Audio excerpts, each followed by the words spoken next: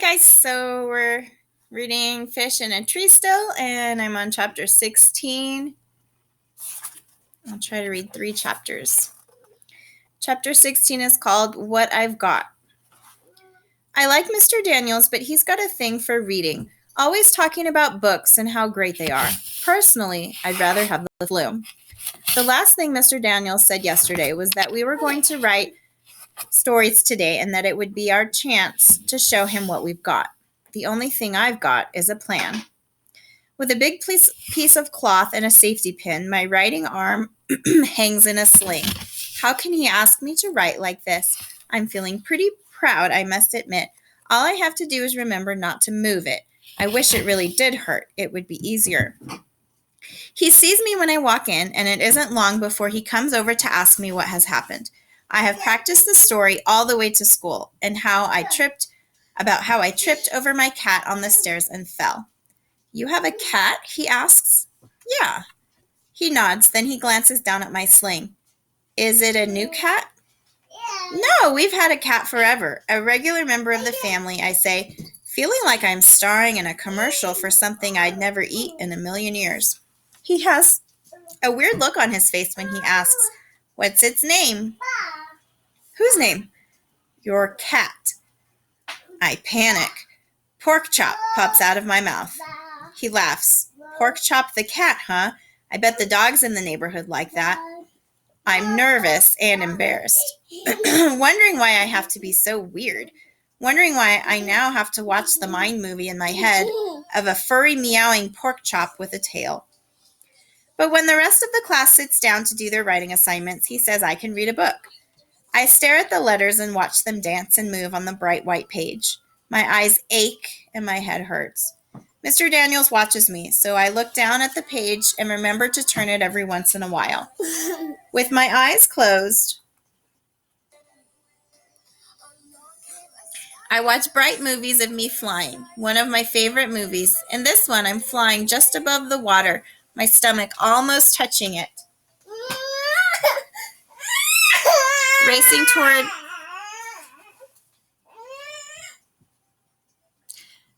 toward a castle filled with blue light. I open my eyes a bit to watch the others write. I look at the page again. I even try to read some. I really do. But I can't help wondering why Mr. Daniels keeps looking over at me. Chapter 17, Misfit Lunch. I watch Albert sit at his desk and stare at the pages of a book. I know he's not reading. His eyes don't move at all. I see he has a new bruise on his jaw and decide I'll go over and talk to him. Hey, I say. He looks up. Then something comes out of my mouth that I don't expect. Do you want to sit with Keisha and me at lunch? Why?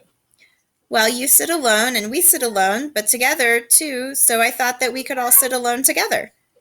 That isn't a logical conclusion. Clearly, if we are all together... Yeah, I interrupt. I know. It was a joke. So you want to? Well, I suppose so. I guess I've got to eat somewhere, he says. Albert leans his chair back as he shakes his empty carton of milk to let the drops fall on his tongue. I wonder who decided that a half pint of milk was enough. Why don't you just buy 2? He puts his chair down and stares. Can't you just ask your mom for extra money in the morning? I say, readjusting my fake sling. This thing is a pain. I don't have to ask for money. It's kind of prepaid. And then I realize all at once. Of course. How stupid can I possibly be? Albert doesn't have many clothes, and he gets a ticket from Mr. Daniels every morning. I guess I never thought about it before. He must get one of the free lunches. I hope I didn't upset him, so I say, I'm sorry. About what?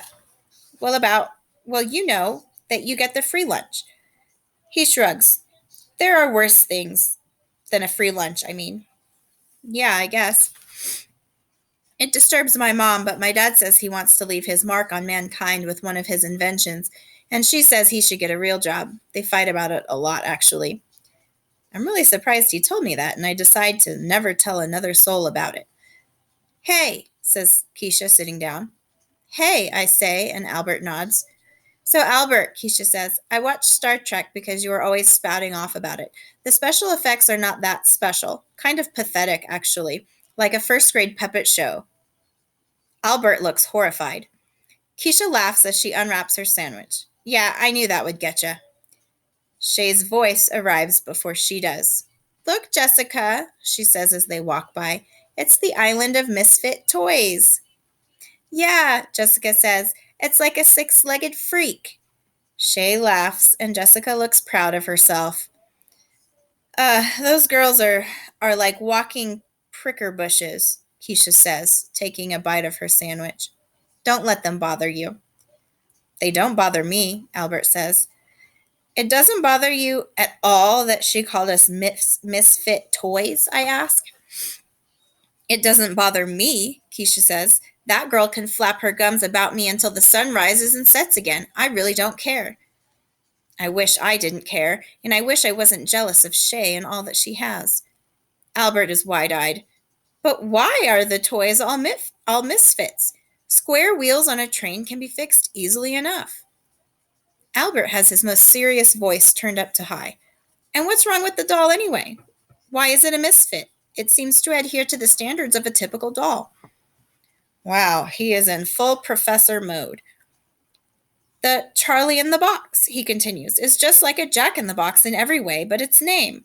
Something is not a misfit simply because it has a different name. That isn't true, I blurt out. He looks shocked. I suppose he isn't used to being corrected. He holds up his milk carton. Suppose I say this is orange juice. Doesn't change what it is inside. That's different, I say, thinking that the milk will feel like it's orange juice if it's told that enough. It is the same principle. I think of the words like dumb and baby and think how wrong Albert really is. What about the cowboy? Keisha asks. He rides on an ostrich instead of a horse. That has got to make him a misfit. It is illogical to say he is a misfit just because he chooses to ride a different animal, provided he can carry out his cowboy duties. Albert, Keisha says, how can you possibly say cowboy duties with a straight face? I don't understand, he says. Keisha's forehead touches the table and he continues. Especially when you consider that ostriches run faster than horses, require less water to drink, and can use their legs and feet as weapons. They are fierce kickers with sharp claws. I, for one, would trade a horse for that. That's just logical. And then I think that if someone hung a sign on me that said anything, having that sign there wouldn't make it so. But people having been calling me slow forever, right in front of me as if I'm too dumb to know what they're talking about. People act like the words slow reader tell them everything that's inside. Like I'm a can of soup and they can just read the list of ingredients and know everything about me. There's lots of stuff about the soup inside that they can't put on the label, like how it smells and tastes and makes you feel warm when you eat it. There's got to be more to me than just a kid who can't read well.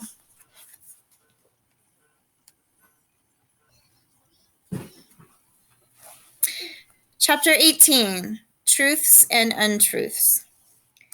Keisha drops into her seat, annoyed that Mr. Daniels has asked her to do a paper over because he knows she can do better. I've always hated hearing that from teachers, and then I realize I've never heard it from Mr. Daniels, and all of a sudden that bugs me. Since the day of the mystery boxes, I keep thinking about how good it felt to do something right, to fit in. That's what I want, to feel like everyone else, to be told that the work I know is terrible isn't good enough. I want him to tell me I can do better and see it in his face that he really thinks so. And then I remember that it is the best I can do. I haven't written in class since I had the fake sling on my arm. After 3 days of wearing it, Mr. Daniels told me he was going to have to call the nurse. He was going to have the nurse call my mom about my injured arm, so I figured I'd better lose the sling. So now I'm stuck. I don't know who to be, the one who admits that I can't do it, or the pretender. Finally, I decide I'll give Mr. Daniels something so terrible that he'll have to ask me to do it over. I don't even try to spell anything correctly like I usually do. I just put a whole bunch of letters together that even I know make no sense. I walk up and hand it to him instead of putting it in the assignment cubby. Thanks, Allie, but if you're done, why don't you put it in the cubby? I push it toward him a little more. I thought you may want to check it over. We lock eyes for a few seconds and then he reaches out to take it from me. Okay, he says. He looks at it. His eyebrows scrunch up, and then he looks back up at me. He stays quiet, thinking, I can tell. I hear it in my head. Do better, Allie. And I would. I would magically do better, and Mrs. Silver would carry a trophy for me so big she'd have to carry it on her back. Allie. Huh? I said that you can just put it in the cubby then. And the pictures in my head pop like bubbles. I walk away without taking it back. As soon as we sit down in the cafeteria, Keisha announces to Albert, Okay, this has been killing me all day long. What? I ask. Albert, so this Flint shirt that you wear every day. He interrupts. I do not, in fact, wear the same shirt every day. I have 5 identical ones. Keisha's eyes are wide. Seriously, Albert? You bought the same shirt 5 times? He doesn't seem to think it's a big deal. It's the one I liked. Well, anyway, Albert, Keisha says, I finally found out what the heck your shirt means. I Googled Flint, and you know what I found? His eyes widen. It's a place in Michigan, a kind of rock, something people use to light campfires, what arrowheads are made of, and a kind of sneaker. Albert doesn't say anything. Albert, did you hear me? What is it with the Flint shirt? That just makes no sense. No sense whatsoever. Albert fidgets. Hey, Albert, I say, you okay? You know, Keisha didn't mean any harm. I am quite aware of her intentions. I worry. What are those? To find out why I wear this shirt. Funny how my brain wants to make things complicated and he just cuts to the simplest thing. Well, the simplest thing with a bunch of fancy words and mile-long sentences. The meaning of my shirt is not any of those things. He closes his eyes before he takes a deep breath. Flint is an immortal genius from Star Trek, Season 3, Episode 19. It is titled Requiem for... Keisha laughs, interrupting him. Albert, are you kidding me? Albert clears his throat and glances at the clock. Albert, I say, poking the side of Keisha's leg, and she, by some miracle, stops laughing. Go ahead, I want to know. After that day of being mean, I want to be extra nice. So Flint is a smart guy? I ask. Albert readjusts himself in his seat. Flint goes away to his own planet. He puts up invisible barriers so that others won't sense life forms there. He creates robots to protect himself and keep him company. They are predictable. Sounds super weird if you ask me, says Keisha. Why wouldn't he live on Earth with people? He had once lived on Earth. He left to be alone. He wanted to be alone. Keisha falls forward, dropping her arms on the table. Why the heck would a man leave Earth with everything here to go off and sit on some rock in space all by himself? Albert hesitates. Well, he says it's to retreat from the unpleasantness of Earth in the company of people. Then he looks up right into my eyes. I can see that. I can see why someone would want to avoid being with other people. A great number of them are not very nice to me. And, well... Listen, Albert, Keisha's voice has softened. I didn't mean... Albert interrupts. I was not implying it was you who is not kind to me. I'm relieved. But there are others who are not kind, he says.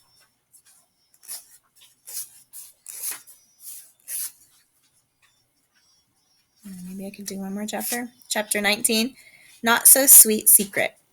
Just as I thought, my mother smiles when she sees Albert, Keisha, and me walk into Peterson's. She seats us in a booth right in the middle of the restaurant and takes our order. Keisha sits next to me, and Albert fills a good part of the seat across from us. So, Keisha begins, thanks for inviting us for ice cream. You're welcome. Must be cool to come here every day, she says. Is the ice cream free? Albert asks. My mom doesn't let me have ice cream more than once a week, and it isn't free, but we get it for half off, I think, I tell them. Albert fidgets a bit. So, do either of you ever miss Mrs. Hall? Our old teacher, Mrs. Hall? I say. She was okay, but I like Mr. Daniels way more. He's nice. He is, Keisha says. Goofy, but in a good way. Yeah, I say.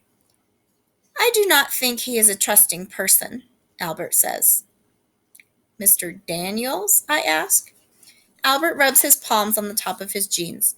He inquired about my bruises. I think he hypothesized that they came from my parents.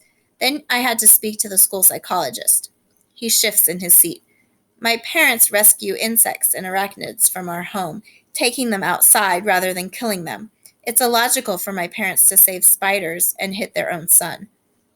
I look over at Keisha, hoping she knows what to say. She doesn't. I take a deep breath. Well, Albert, even I've wondered where all those bruises come from. His voice is quiet, like a boy, not a robot version of one. There's a group of boys. I meet them many days after school. You meet them? Keisha asks. Well, no, he says. They meet me. I'm sorry, I say. He nods once and then stares at the floor. Can't you tell anyone? I ask. Albert shrugs.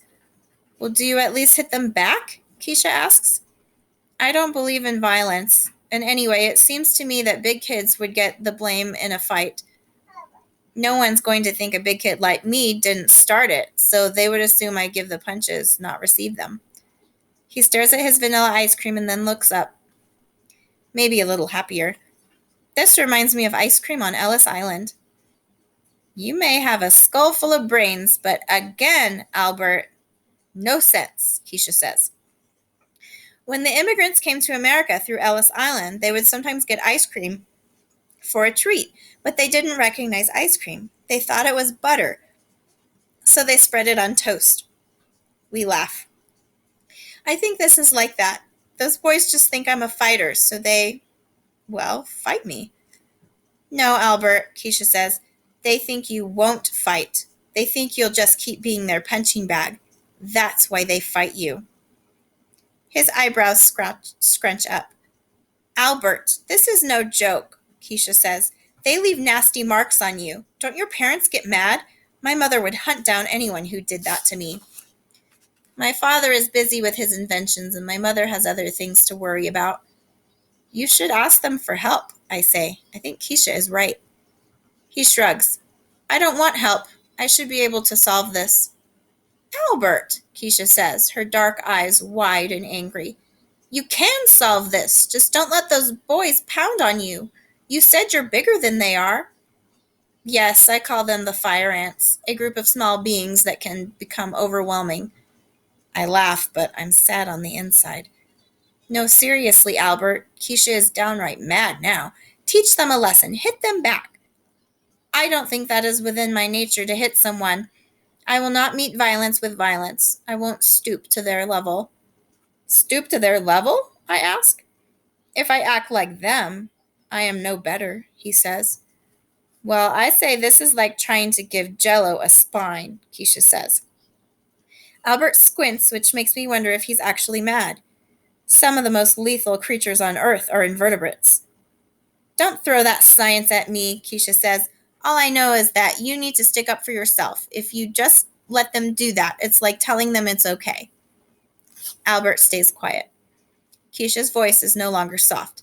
I just don't get it, Albert. What in the world would it take for you to fight back? Albert looks upset. I know Keisha is trying to help him, but I think it's like throwing him an anchor for a life jacket. So, Albert, you've always liked science, I ask, trying to get another conversation going, but Keisha gasps and looks at the ceiling, frustrated with Albert.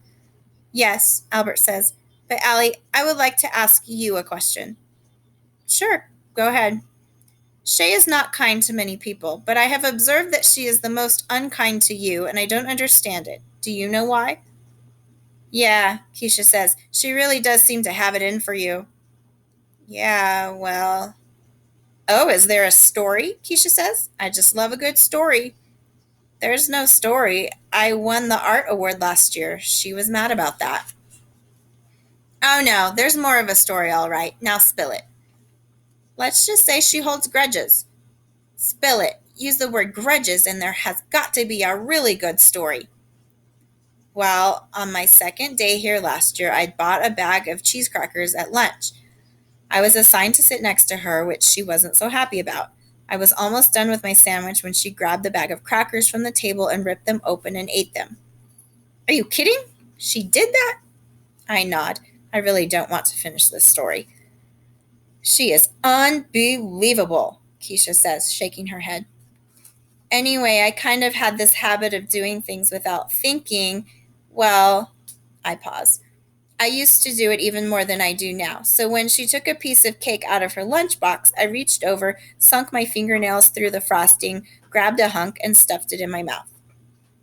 Keisha hangs over the table laughing while Albert looks like I stuck him with a pin. You did that? He asks, wide-eyed.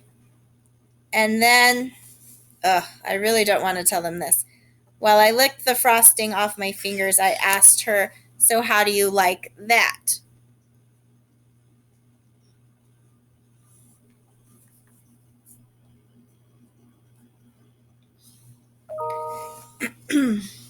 I cringe when I think of Shay's face. Total surprise, followed by looking at me like I was a disease on 2 feet. What's wrong? It's not working? Yeah, right here.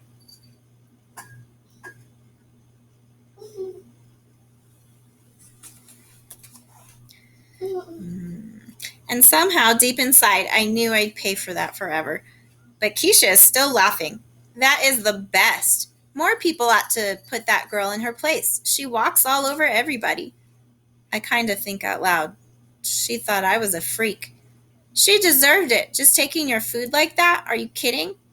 Well, the thing was, I say, and then I stop because I can't quite push out the rest. I was mad that she'd eaten my crackers, but when lunch was over, I reached into my jacket pocket and found mine. Keisha laughs loud and long while Albert raises his eyebrows. Wait, Albert says. She didn't actually eat yours? I shake my head. So she thinks you grabbed a hunk of her cake for no reason? Keisha asks. Yeah, kind of. Yeah. Keisha's laughter gets even louder just as my mother is looking across the restaurant giving me the look. Keisha leans against me and says, okay, I admit it. That is the best story I've heard in my whole life. Allie Nickerson, if I didn't love you already for that flower thing you pulled, I think I may love you for that. That's the end of chapter 19.